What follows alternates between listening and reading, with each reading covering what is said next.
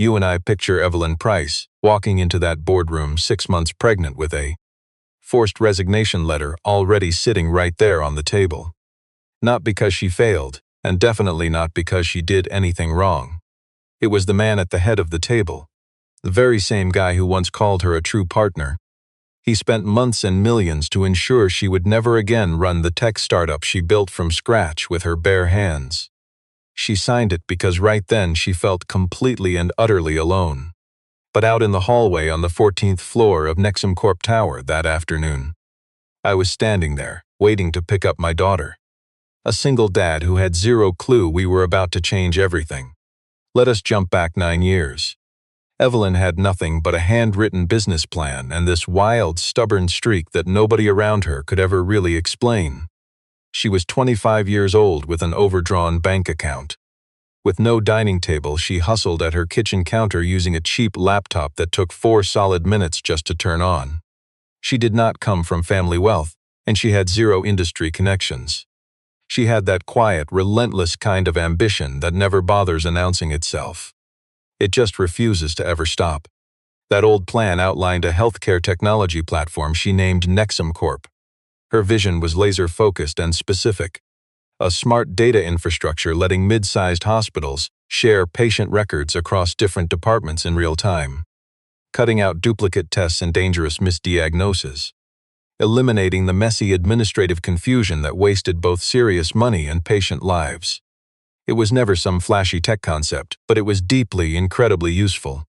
Jason Merrill discovered her through a mutual connection at a college pitch event. 51, silver hair, the kind of guy who wore his wealth like a custom suit, always obvious but never too loud. He devoured that business plan overnight and called her up the very next morning. He claimed he put his money into people, never just into ideas. He swore he saw something in her that most startup investors completely missed.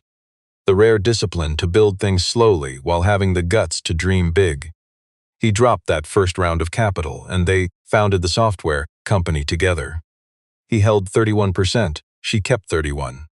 The remaining 38% went to a small circle of institutional investors and board members joining over those next 3 years. For 6 of those 9 years, that exact arrangement worked.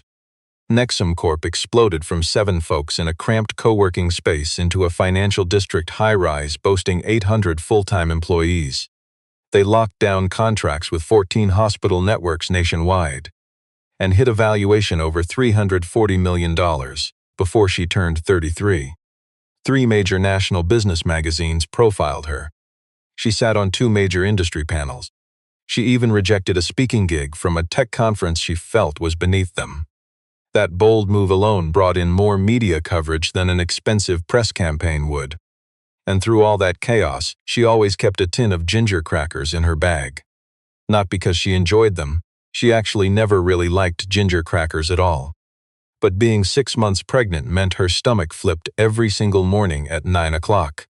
She figured out that exactly 3 tiny crackers, eaten silently beneath the conference table, stopped the terrible physical. You and I know that sick feeling. Discomfort she couldn't show a room of men already hunting for reasons to doubt her. Listen to me. No one on Evelyn's board knew she was pregnant. She was just waiting for the perfect time to tell them. As a single dad, I get it. In her world, a baby wasn't just happy news. You and I both know that in the wrong boardroom, it's just pure leverage. A cheap way for those suits to hijack the business story she built from scratch.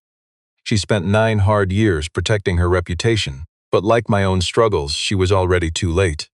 Her assistant, Giselle Marsh, was 31 and had been by Evelyn's side for 4 solid years.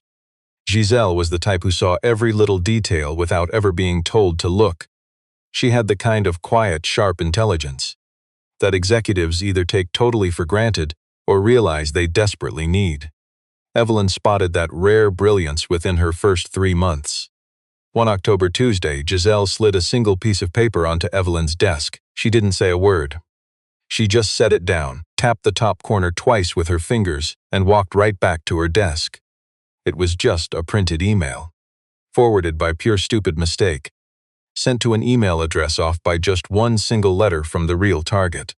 That typo routed it straight into a shared company inbox that Giselle kept a close eye on. It contained a private meeting invite. The guest list: Jason Merrill, Adrian Cole, and 3 of the 5 remaining board members. Location was the private executive suite up on the 20th floor. Slated for 6:30 in the morning that very Thursday. The agenda field had just one single line. Leadership Continuity Review, just a preliminary discussion. Evelyn's name was glaringly absent. She read the email only once. Then she folded it up, tucked it inside her blazer pocket, and calmly went right back to the presentation she was reviewing. She ate a single ginger cracker and took a sip of coffee that went cold 20 minutes ago. She told me she knew exactly what betrayal smelled like. She first caught that scent at 22, during a startup job she barely ever mentioned. It smelled just like cold coffee. Like something so normal, you and I only notice it's ruined when it's way too late to fix the temperature. Thursday morning rolled around. Evelyn hit the building at 6:15. The underground parking garage was totally dead, except by the private elevator. The one running up to the top executive floors showed fresh access logs right on the digital security screen. 2 swipes just after 6 a.m. Giselle was already waiting in the lobby, her winter coat still on. She didn't react to Evelyn's expression. She just muttered, "Cole's car is parked on level 2. Merrill used the valet. Evelyn rode that elevator straight to the 20th floor. When she pushed open the boardroom doors, every single person inside stopped and stared right at her. Not a single person stood up. Jason Merrill sat at the head of the table. He offered that fake smile you only see when the fight is lost and the rest is just cruel, polite theater. It was a tight, almost gentle little smile. Resting in front of every chair was a dark blue-bound document, exactly 47 pages long. The bold cover simply read Executive Performance Review, Transition Period. Adrian Cole, the company's chief financial officer. 44 years old, projecting that exact brand of ruthless competence. That made him the perfect puppet for executing someone else's dream. Driven by pure greed, he always sided with whoever offered the most power. Without a single word, he slid the thick packet across the boardroom table toward me. I took my seat and opened it. The pages were absolutely flawless. You and I know an ambush like this takes months to build. That told me everything about their sick, calculated timeline. My company's financial records were selectively tweaked, not totally fake. Just carefully shifted to paint a false cumulative picture of my failure. They took my private corporate emails and ripped away the context. Meeting notes were twisted. Each tiny piece seemed perfectly legally safe. But the whole structure was a complete, outright lie. Then I hit page 44. It read asterisk. The current chief executive officer is experiencing health circumstances that pose a material risk to sustained operational leadership. For the long-term best interest of the organization, the board demands a temporary transfer of my executive power pending further review, asterisk. Health circumstances. That was the exact phrase those cowards chose. Not my pregnancy, just vague health circumstances hinting I was somehow impaired. Vague enough to hide their sexism. I shut the folder, pressing both hands down on the cover. I need time to review this with my legal team, I warned. Jason shook his head, not impatiently, almost acting sad. He slowly pulled one single piece of paper from his own folder, sliding it onto the table right in the dead center between us. A termination contract, just one single page long, cold, and incredibly final. Evelyn, he whispered, we have really thought about this carefully. If you just cooperate, we'll buy your equity stake at fair market value. You will be completely protected. You'll be comfortable. He stopped. Fight us, and this nasty financial audit will drag on for months. The media will smell blood, and you'll be giving birth while under investigation. That was the first time any of those men acknowledged my unborn child. Stick with me here. Nothing but the humming ventilation system while I stared at that 47-page folder. I thought about the 3 powerhouse attorneys I hadn't even dialed yet. I thought about the secret forwarded email still hiding inside the inner pocket of my Tuesday work blazer. My hands were shaking a little bit, but not from fear. My baby kicked, pressing a sharp, undeniable weight against my lower ribs. It happened right at that exact second, like a silent battle cry. I picked up the pen. I signed it. Giselle was waiting at the far end of the hall when I finally emerged. My assistant took one look at my pale face and knew everything. Her eyes turned red instantly. I just whispered, "Get my coat." I didn't shed a single tear, not because I was trying to be tough. It's just that crying requires a safe space to fall apart, and that hallway wasn't it. Not under those harsh lights, hearing 5 men laughing in the boardroom right behind me. They were already moving to the next agenda item. My safe haven just didn't exist yet. We've all felt truly isolated. My apartment was massive, and I spent those 3 weeks completely alone.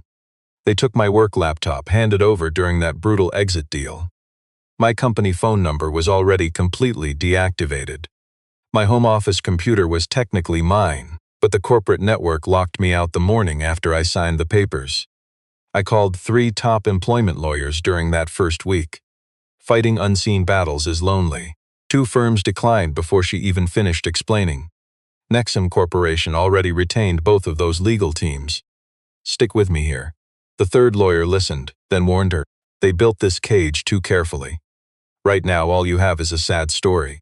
You need raw corporate data that their executives haven't already manipulated. She kept eating those pregnancy ginger crackers.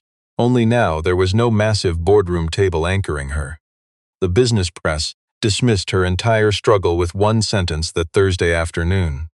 It read Nexum Corporation CEO Evelyn Price has stepped down citing personal health reasons. Interim operations will be managed by Chief Financial Officer Adrian Cole. The company's stock rose 4%. Jason Merrill fed a brief, hollow statement to a financial wire. He praised Evelyn as a remarkable founder whose legacy they would always honor. Legacy, like she was already dead. Evelyn reread that word 3 times on her screen. Setting the phone face down on the counter, she sat perfectly still for about 4 minutes. That was roughly the time she needed for her specific betrayal to harden into a cold, highly useful corporate rage. Then, unannounced, Giselle showed up on a Sunday. She brought soup, fresh bread, and a small USB drive she'd kept hidden in her coat pocket for 6 days. For 3 months before the ambush, Giselle had been quietly copying files. Nothing dramatic, no grand master plan. Just the quiet instinct of a loyal colleague who understands your daily battles and notices a shift.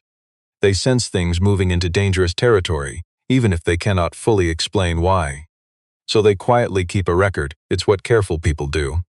That drive held 4 months of internal company emails. Messages between Jason and Adrian, weird scheduling anomalies. Let's look closer. One seemingly harmless thread actually read like a cold rehearsal when you viewed the whole picture. But it wasn't enough. Emails only showed intent. They didn't actually prove the financial fraud. On their own, they couldn't undo those manipulated accounting numbers. You need someone who reads balance sheets like a crime scene, Giselle warned, not a lawyer, a forensic auditor. Evelyn let that truth sink in for a moment. Late that night, long after Giselle left, she lay in the dark, hands guarding her pregnant stomach, obsessing over the weight of that one word, legacy. She remembered the 47-page exit document. She pictured the phrase, health circumstances. She knew the truth lived deep inside her company servers, beneath those adjusted quarterly reports. The real numbers existed, and real financial numbers never vanish. They leave a trail, faint, stubborn echoes of the truth they used to be. She finally sat up and opened her personal laptop. She typed 3 decisive words into search, forensic financial auditor. The top independent result with real credentials was a firm named Shaw and Associates. Its brief description read, independent forensic accounting and specialized financial litigation support. Specialties included equity fraud, forged board documents, and minority shareholder conflicts. Rated 4.9 out of 5 with 22 verified reviews. Because sometimes our saviors fight their own hidden battles. She clicked and started writing. I soon learned Dominic Shaw was 35, running his solo practice out of a dingy 3rd-floor office. No fancy startup signage, no corporate lobby you and I would recognize. That quiet space suited him. He wasn't building a brand. He built a solid record instead, case by case, just the slow, quiet grind of honest work done right. Picture a Tuesday afternoon. He sat at a desk walled in by 6 monitors, each running a different financial spreadsheet or database query, surrounded by 3 coffee cups in varying stages of getting cold. He hadn't eaten lunch yet. He felt the hunger faintly, like a dull noise in another room. It was there, noted but totally ignored for now. Right at 3 o'clock, his assistant knocked. "It's 3, mister." Shaw. He finally looked up from his screen. He stood up instantly, didn't ask for 5 more minutes. Skipped that whole bargaining routine people do when you interrupt their deep focus. He powered down 2 of those 6 monitors, grabbed his coat from the chair back, and bolted for the exit in under 45 seconds flat. His assistant had been working alongside him for 3 years. Over all that time, she never once heard him delay that 3 o'clock exit. Whatever financial data he chased on those screens at 3 o'clock, the numbers just waited. Everything else just paused. His usual driving route put the elementary school exactly 12 minutes from the office. He always got there 5 minutes early. His daughter Aria was just 7 years old. She wore her hair in 2 messy pigtails that were never perfectly even. And she carried a backpack weighing at least 1/3 of her total body mass. She was always the absolute last kid leaving that classroom because she, inevitably, had one final question for her teacher before calling the school day officially done. She pushed through the double doors, clutching a piece of construction paper in both hands, guarding it with the serious focus of someone carrying a classified corporate document. "Bah," she called out, then quickly caught herself. Because Dominic had spent 2 years gently reminding her that whenever they were out publicly, she could say Dad if she preferred, though he never forced the issue once. "Dad, I drew us, this is you working. I drew a bunch of papers because you always have so many papers everywhere." He gently took her drawing and studied it closely. His stick figure had wild vertical hair, holding a single piece of paper that was easily just as huge as the drawn man himself. The tiny shape representing Arya stood right beside him, just a bit shorter, wearing what looked like a massive beaming smile. He folded the page carefully, tucking it right into his suit jacket's breast pocket. I'd find out later, he kept 23 drawings in that pocket by autumn. He never once left them at work. Driving home, little Arya passed out near the second traffic light, cheek squished against the glass. Dominic just drove in total silence. I thought losing my company was hard, but his wife Claire died 5 years prior in a February crash, a sudden tragedy leaving you with no warning and no words. Arya was only 2 years old then. She didn't remember her mom in any real concrete way. Though she'd sometimes say things proving she had absorbed some deep, essential piece of her. A certain warmth, a way of questioning things, expecting the world to actually answer. Dominic remained single, not because he actively locked his broken heart away from the world, but during those brutal years right after Claire passed away. Every ounce of his surviving energy went toward one single mission, making absolutely sure his daughter Arya never felt that crushing empty void he feared most. The kind of absence that hits a child on a random Tuesday afternoon, not just holidays. And somehow, through the exhausting discipline of single parenting, it slowly became the entire shape of his daily existence. The legal grind, the 3 p.m. school pickups, the crayon drawings in his pocket. He deeply understood the heavy cost of losing everything you ever built. He knew that kind of pain in a way you can never learn from a textbook or case file. Because of that shared unseen battle, he never judged a desperate client fighting tooth and nail for the one thing that truly mattered, even when their private battles looked completely hopeless from the outside. He was scanning his inbox late that evening when it appeared. The subject line plainly read, "Potential Corporate Equity Fraud Case, Nexum Corporation." He read the message twice. The tone wasn't emotional or dramatic at all. There were 0 desperate pleas for sympathy or rambling personal backstories attached. It just held a razor-sharp breakdown of the corporate situation. A cold, precise explanation of the exact financial crimes committed and how they happened, followed by 3 highly technical questions about his forensic methodology. Whoever wrote this deeply understood financial structures. She wasn't asking him to dumb the legal process down for her. She just needed to know if his methods could deliver hard proof. Dominic instantly recognized the sheer brilliance behind those 3 questions. It was the mind of someone fighting their own war, hitting a massive roadblock, and now needing a very specific weapon to finally break through it. He quickly typed a reply: Wednesday, 9 a.m. sharp. My law office, bring every single file. He hit send immediately. Then he went straight back to the spreadsheet glowing on his main monitor. At that moment, he didn't know who Evelyn Price was. He didn't know what this corporate fraud case would demand or where it would lead. But you and I know this. Cook numbers in a fake report always leave a trail. A forensic expert just had to know exactly how to listen. Evelyn arrived Wednesday, clutching a heavy button coat to hide her own battle despite the warmth. Before even taking a seat, she dropped a flash drive, a thick printed folder, and a dark blue-bound document right onto his desk. Dominic shook her hand firmly. He purposely ignored the bulky coat. He didn't pry into her visible struggles or personal life, merely asking if she preferred a coffee or a water. She asked for water, and he handed it over, opening the blue document. He flipped through those first 3 pages in complete, heavy silence. He read with a fierce, quiet focus, making zero sound, offering absolutely no commentary or reaction. Hitting page 12, he paused. "This table has been manipulated," he stated flatly. It wasn't a question. "I know," Evelyn quietly replied. "Who did it?" "The CFO, Adrian Cole, but I can't prove it." Dominic finally looked up from the page. "Not yet. Let's look at how he planned to fight back. No rushing, no simplifying." He broke the audit down into 3 distinct layers, starting with deep internal consistency analysis. Then, cross-referencing. We checked against external financial records, completely independent from the board's fabricated version. He dug into the metadata forensics, checking file modification dates, user logins, and IP addresses. Every single piece of digital evidence built upon the last. It narrowed everything down until we weren't just looking at allegations, but pure documented facts. I absorbed every single word, never once asking him to slow down or repeat himself. I only asked 2 precise clarifying questions.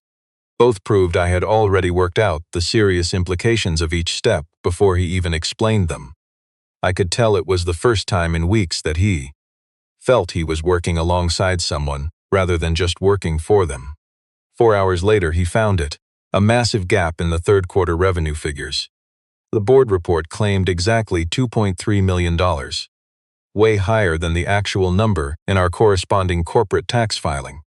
A verified public document handled by a separate team under entirely different compliance rules.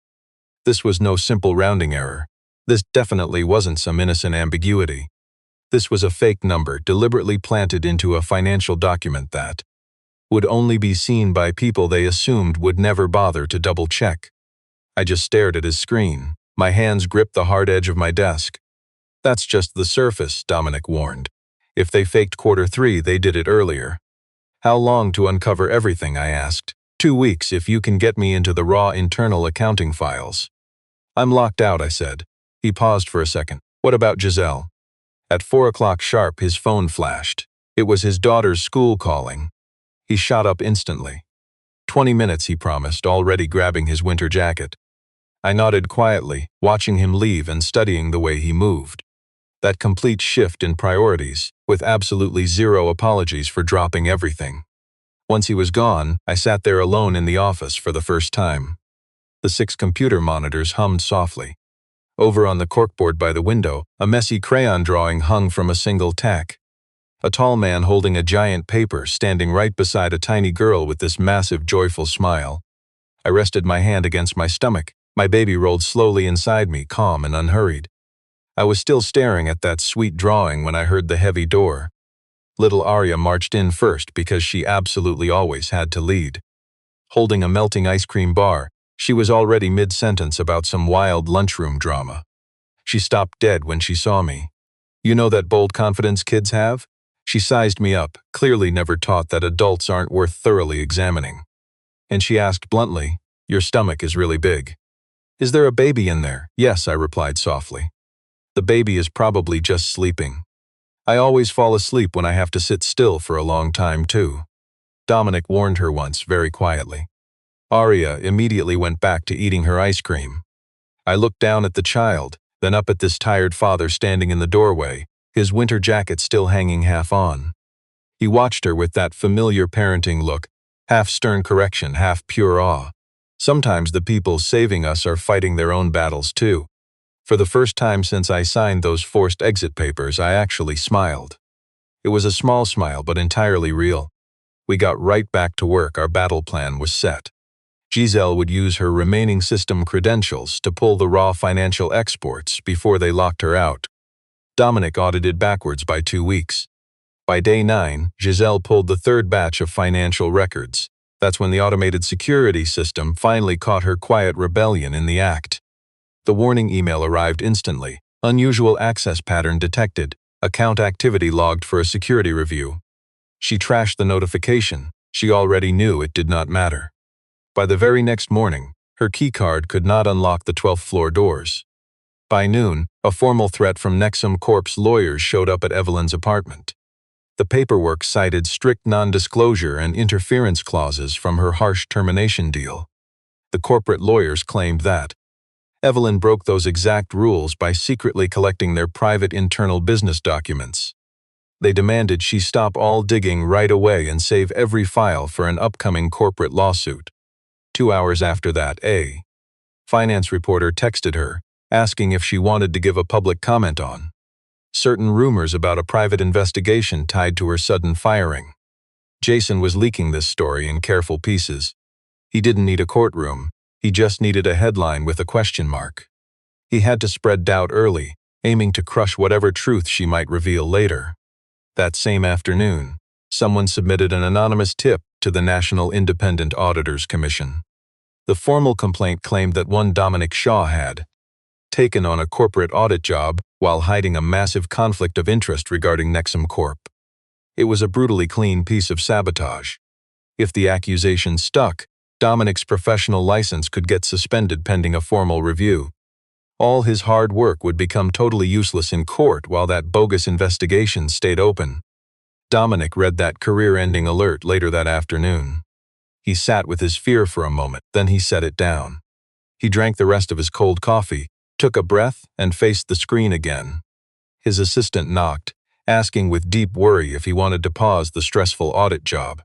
"Not until we finish," he replied. Later that night, Evelyn finally called him around 11. "I cannot let you keep fighting this," she said. "Arya really needs her dad. If they take your license over my mess." A heavy silence hung on the line. You know that kind of silence. Not planning a speech, but deciding if they should finally be honest. "Evelyn," he said gently, "did you ever wonder why I took this case?" "Because I'm paying you, that's not why." Evelyn just waited. "I took it because that 47-page termination report was built to destroy someone before they could speak, before they could ever defend themselves. I've faced that kind of document before. I know exactly what it takes to write one. And I know precisely what it means when someone spends that much time destroying a person." His voice remained steady, calm, and plain. "I'm great at this," he added, "and I won't back down just because Jason filed some fake, baseless complaint." Evelyn didn't respond right away. "Get some rest," he told her. "We still have work tomorrow." The next morning, Dominic made Arya some breakfast, helping her fish a lost shoe out from under their living room couch. He was tying her second shoelace when his little girl stared right into his eyes. "Are you happy today, Dad?" "Yes," he promised. "You and I know that unsettling laser-focused accuracy that 7-year-olds can sometimes display." "Your eyes don't look happy." Dominic rocked back on his heels, looking quietly at his daughter. Dominic was fighting his own battles too. For a long moment, he weighed what a struggling single dad is supposed to say. Finally, he spoke up. "I'm doing something hard right now, but I know it's the absolute right thing to do." Arya processed this with intense, quiet seriousness. "Then just keep doing it," she replied, turning to grab her little backpack. He stayed frozen by the couch for a second, totally alone in the kitchen. He realized she was completely right. That was the only answer he needed. Day 13. 2 in the morning, her unlikely savior finally called. "I have it," he whispered. 6 quarters of altered financial data. Not just 1 or 2, 6 straight reporting periods. Every single one shows the exact same corporate fraud manipulation, done the same way, right at the same reporting stage. These exact modifications were hooked into revenue recognition figures to paint a totally fake, inflated picture of the company's operating performance. The massive false surplus stacked up across totaled over $11.4 million. The CFO Adrian Cole left digital fingerprints on every single file, literally, not just figuratively. Username, timestamp, and IP address burned into the metadata of every altered document, all tracking back to the CFO's office terminal between the hours of 11 at night and 2 in the morning. Always the exact night before those fake reports were handed to the board. You and I know how this goes. They left an encrypted email chain sitting on a backup server, figuring no one would ever bother wiping it. Probably because they never expected a single soul to look down there. But Dominic looked there. He always checked everywhere. The email chain exposed quiet approvals rather than clear, explicit instructions. No direct written order shouting to go and falsify those financial numbers. The whole corporate scheme was far more surgical. Forwarded file summaries and quick replies that were just a single word or tiny nod. Sent from an IP address tied directly to Jason Merrill's very own private office. And the real smoking gun. A 3-year-old public filing proving Jason Merrill secretly held a 12% equity stake in the Crestford Group. The exact same company pushing that massive merger Evelyn had flatly rejected.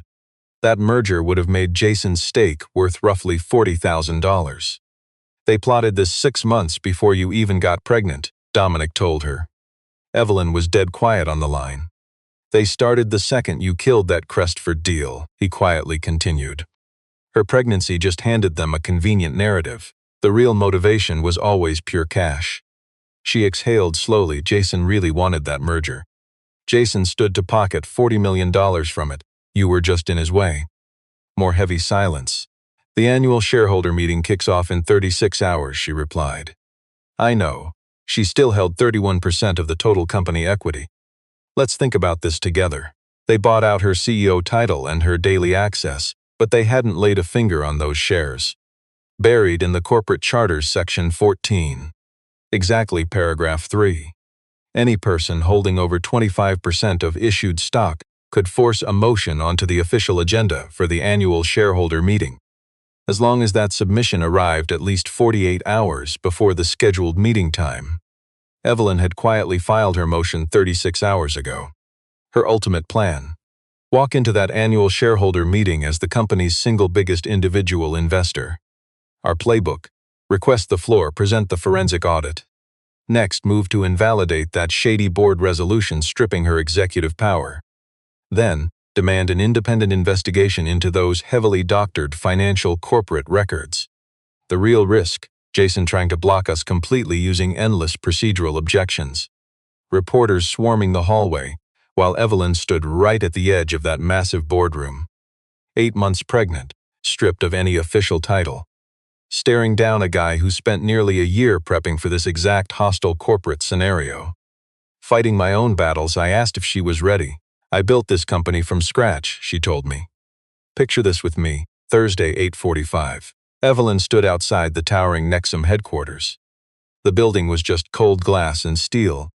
Catching the early sun, it looked completely neutral, like that structure had absolutely no memory of her at all. Zero loyalty. No record of the brilliant founder who picked that address, signed the lease, and named it. Giselle flanked her left side. I stood exactly 1 step behind her, just off to her right. It was the perfect supporting distance. I instinctively knew this was her victory to claim. My job was just carrying the heavy ammo, not leading. You holding up? Giselle asked her quietly. Ask me later, Evelyn whispered. Then she pushed right through those doors. That 22nd floor suite held around 200 people. Institutional investors, board members, and analysts. Even 2 financial journalists managed to snag spots inside as press observers. The air had that stale, heavily recirculated corporate feel you only ever find in massive boardrooms. Climate-controlled, slightly chilly, dead to any outside street noise.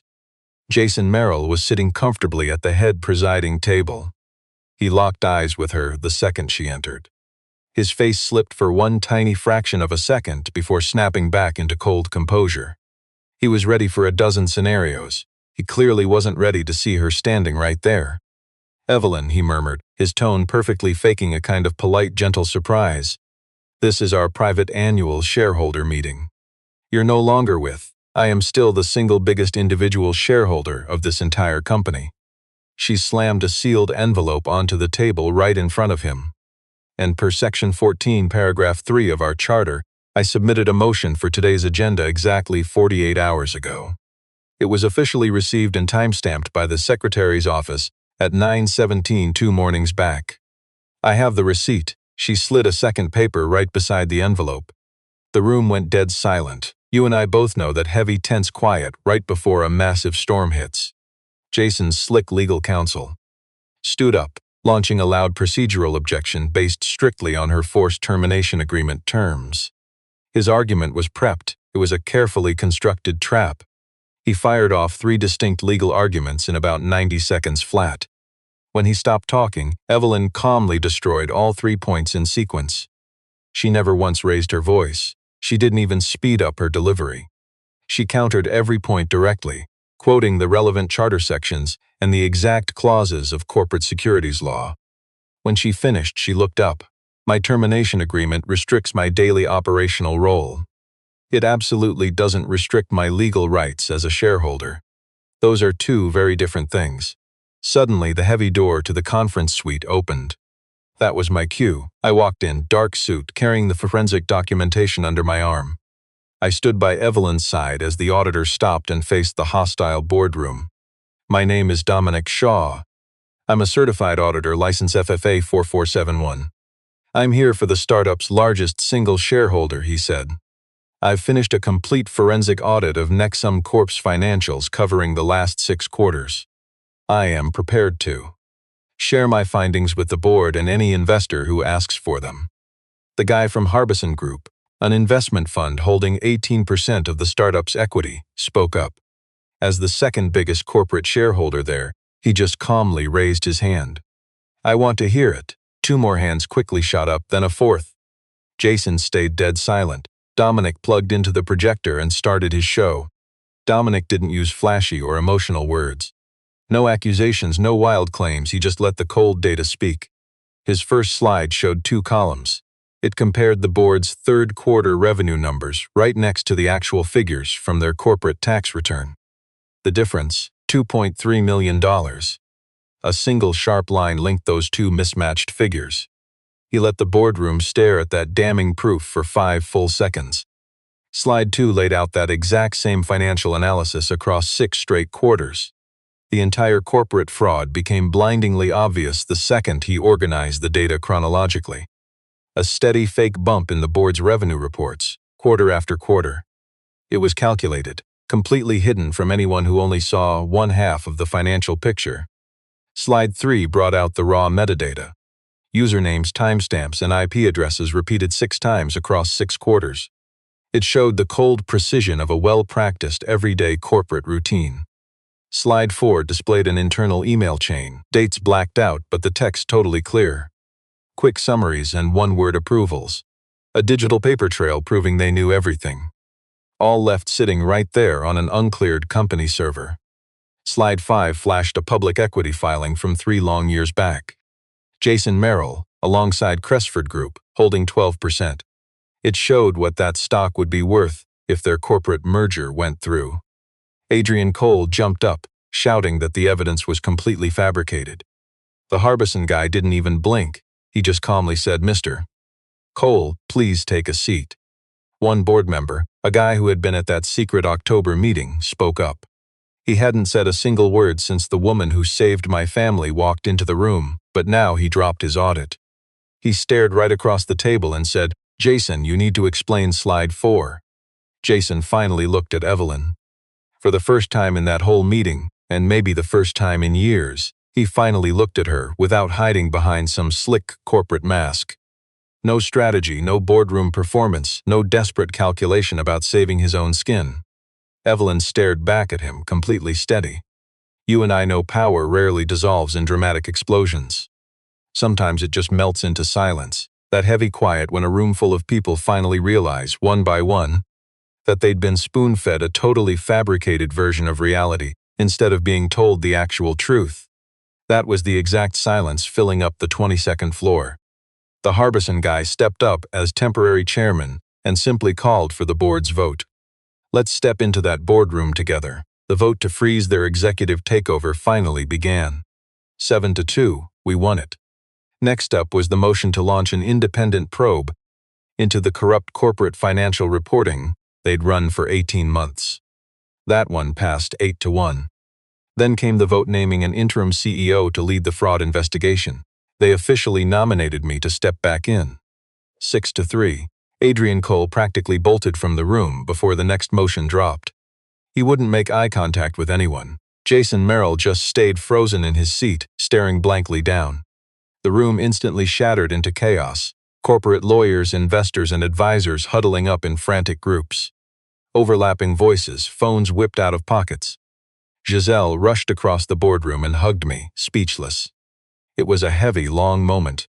Over in the corner, Dominic quietly closed his evidence folder, tapping the pages perfectly straight. He packed up with that exact same calm focus he'd had since day one. Like destroying a massive financial cover-up was just a basic math problem. Just pure logic, applied exactly the way it should be. I walked over to where he was standing. "Thank you," I finally whispered. "I just read the numbers." "No," I said. "You stayed when I said run." He didn't answer me immediately. He stared out at the morning sunlight.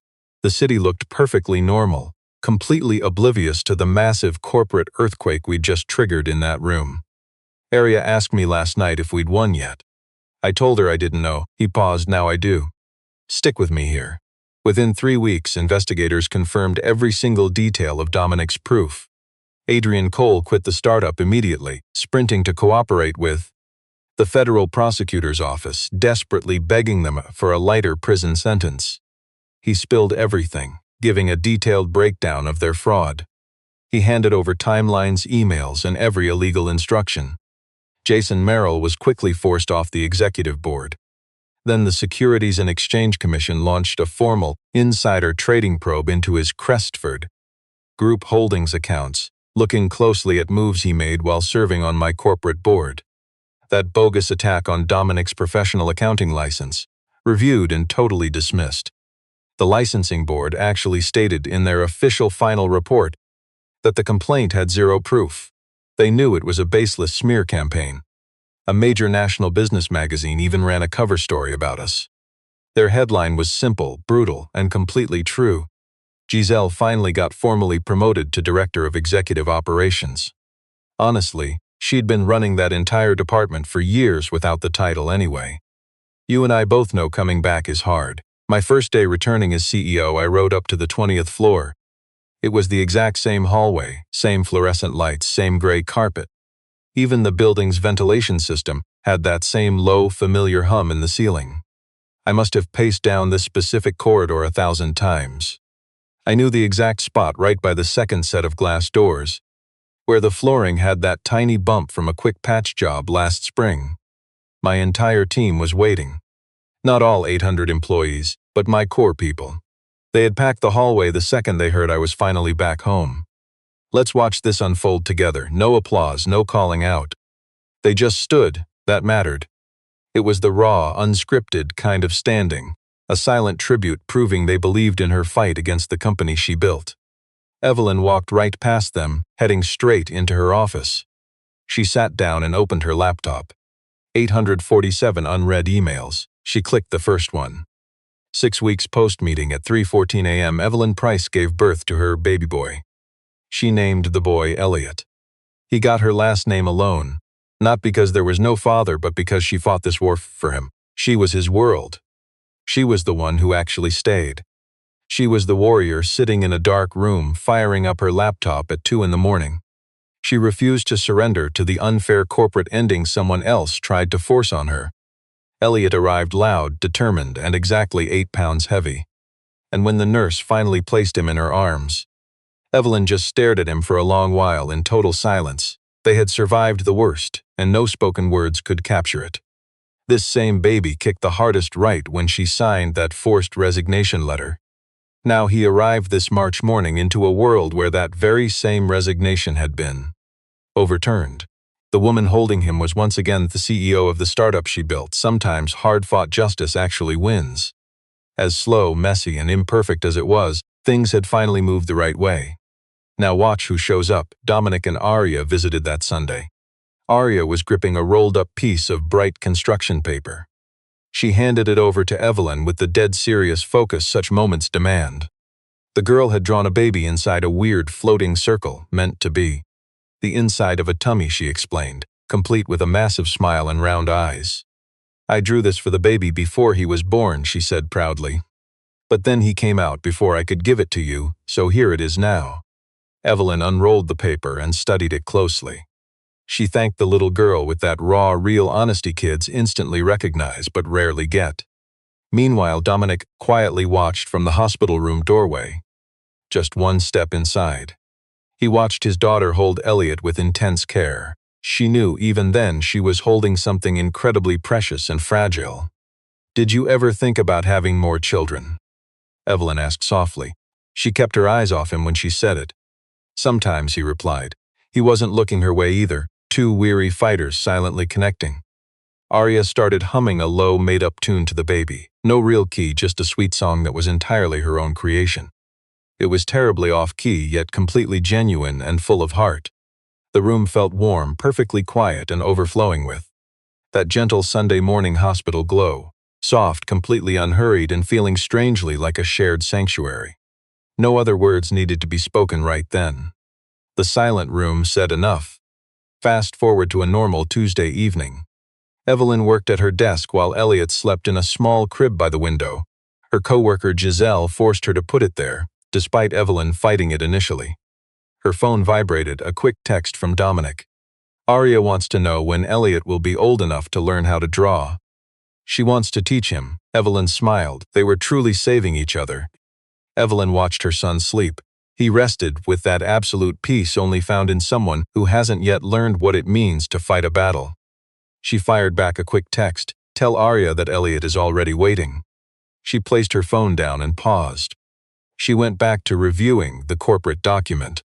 It was a fresh partnership pitch, a Pacific Northwest hospital network, 400 beds, locked into a 3-year contract. She scanned the first paragraph, then the second. Outside her window, the city rushed through a normal Tuesday, completely indifferent to her. Millions of lights and private battles pushing forward without a second thought, just like always. That text was the first message Evelyn Price had sent in months that wasn't about fighting to keep the very company she built. It was just a simple, honest connection. "You and I know some battles feel lost instantly.